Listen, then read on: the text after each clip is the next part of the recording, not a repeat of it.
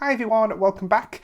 This is the last video in this series. We're going to be returning to you after the October half term with some more videos. And in this video, I am going to talk to you about enhanced provision, specifically the different ways we can enhance our provision and some considerations for each one, some things that you need to take into, essentially take into consideration to make sure it's most effective for your children.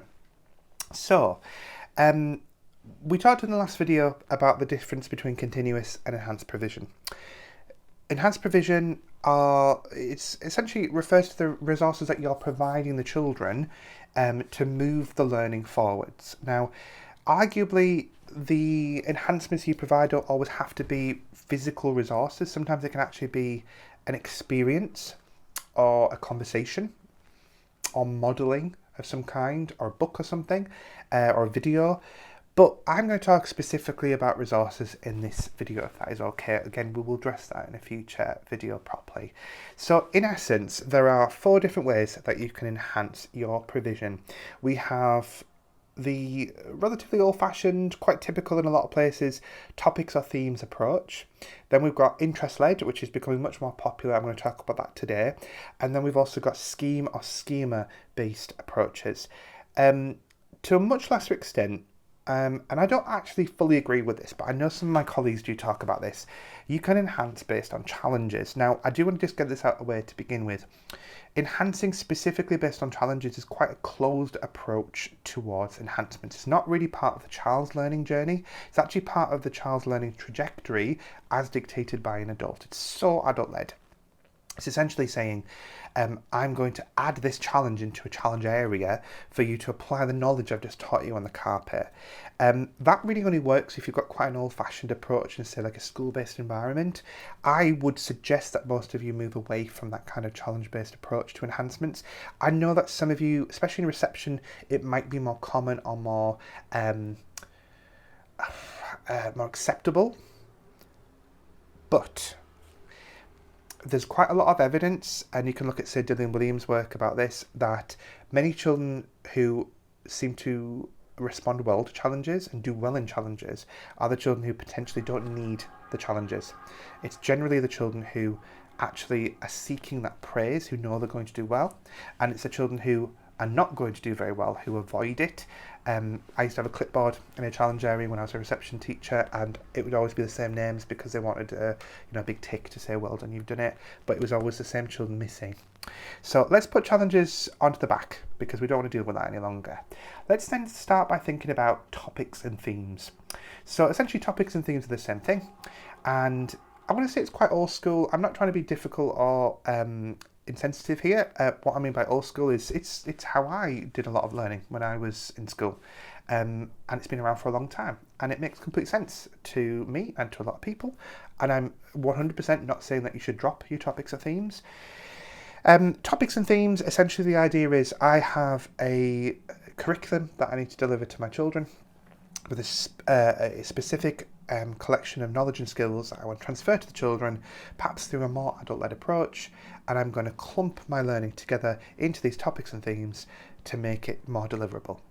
Now, from a school-based environment, that makes a little bit more sense because generally what you have is reception year, or say like P1 in Northern Ireland, you have it here, and then on the next year, year 1, you're building off of the skills from the first year, and you're building on skills, building on skills, building on skills. So, for example, a maths curriculum in school would potentially have a topic or part of a topic that might say talk about shops in reception, and then year 1 you might delve a bit deeper into currency and money, and so on and so on.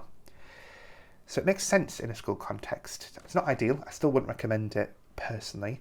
But in a nursery-based environment, it's a harder justification, especially because many of the topics that we use in a nursery-based, like a private nursery setting, it's a step away from what the children know, so they can actually not really conceptualise it. One of my clients, when I started working with them, they were doing a space topic, and I was quite adamant, really, that they think about this space topic. How easy is it for a child to understand space? It's actually very difficult for adults to comprehend space, if I'm honest with you. How easy is it for a child to comprehend space since they can't really comprehend their own town or city and the enormity of it? So It is something to really carefully consider. What I would say about topics and themes, though, is actually you can achieve quite a considerable amount in a topic or theme. You're able to essentially cover quite a lot of information, and to some extent you can actually achieve quite a lot of depth in that knowledge, and you're developing quite specific pockets of knowledge on certain things. Carefully structured topics where there's interconnections between them across the year groups, across the actual year, not across the year groups, means that actually you can take learning from, say, one topic and apply it to another. Great. One last, I suppose, point that frustrates me about topics is I'll often visit settings, clients who, when I've asked how you've designed topics, it's kind of plucked out of the air. There's not really much thought behind it. And sometimes the choices are driven by what is available out there that they can print from some websites, and that really shouldn't be the reason you choose topics or specific topics. If you want to choose topics, you need to look at the curriculum needs of the children coming in, their culture, what they're bringing with them, notice any gaps, the deficit, what's missing, and then create a topic where it's highly focused learning and knowledge around those specific missing areas.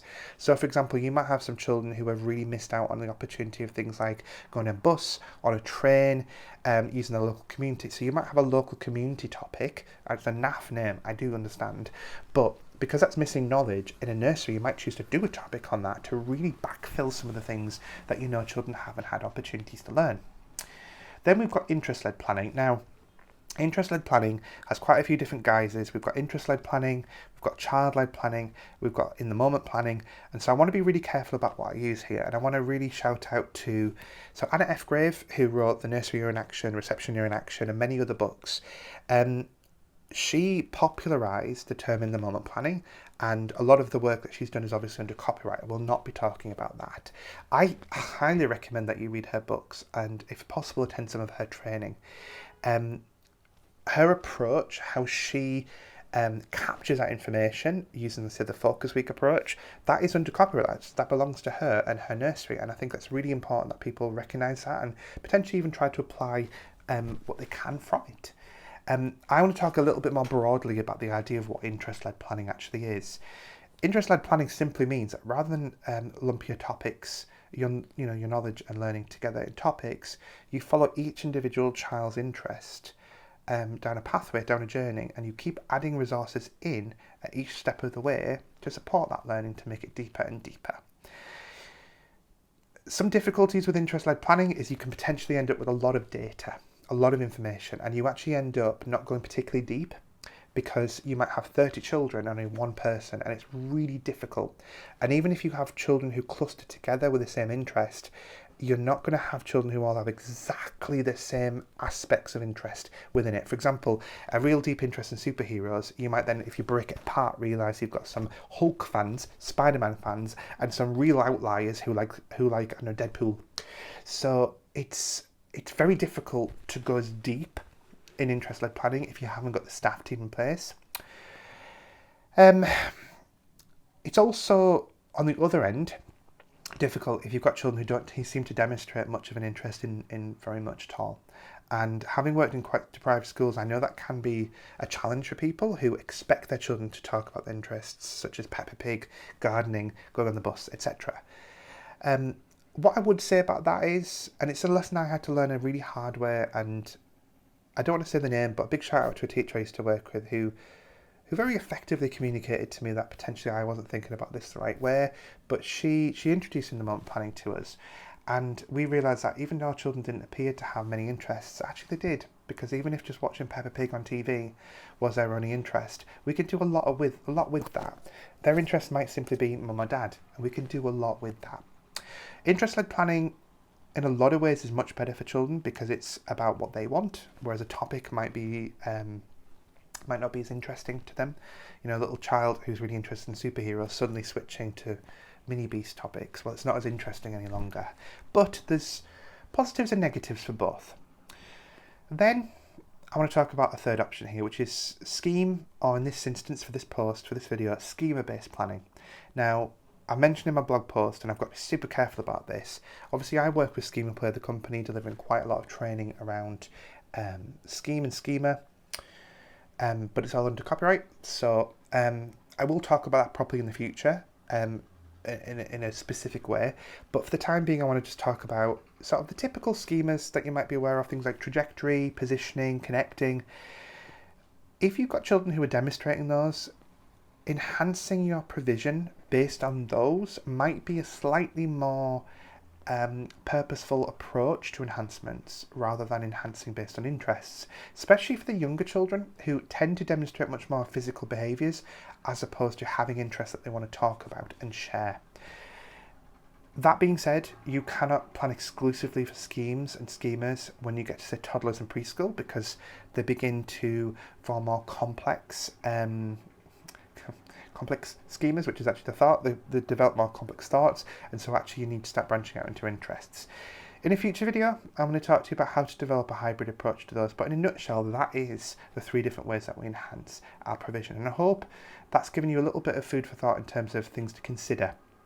I do want to finish just by mentioning this.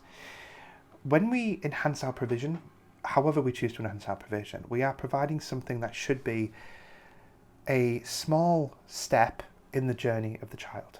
It shouldn't be something that's dramatically different. Now there's an ice cream van. Today was the wrong day to record videos, guys, clearly. If you've got children who are interested in one thing, say Spider-Man, providing something related to Spider-Man like a Spider-Man mask might be brilliant.